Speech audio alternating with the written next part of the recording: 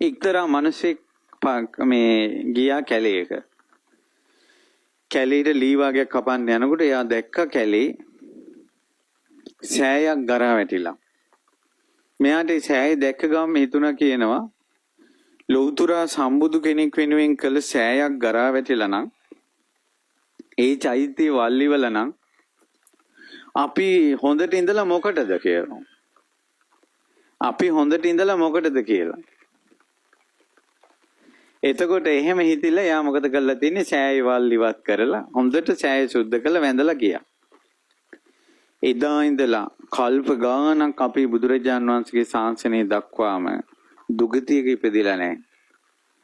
වල් ගලවපු පිණින් සෑය සුද්ධ කරපු පිණින් පිංගතුනේ සෑයක් සුද්ධ කළොත් බෝධියක් සුද්ධ කළොත් ඒකේ පින තමයි සසරේම මානසික ලෙඩ හැදෙන්නේ.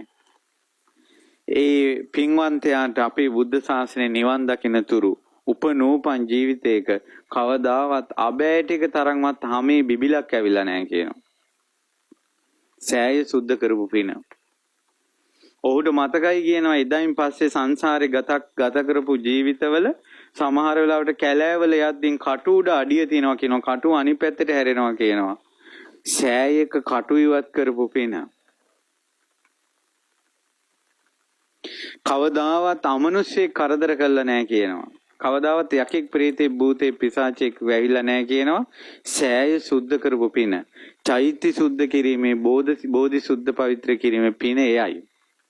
හැම පැහැපත් වෙලා උපනෝපන් තැන බබලනවා යා. අපේ ගෞතම බුද්ධ ශාසනය අරහත්ත්වයටපත් වුණා.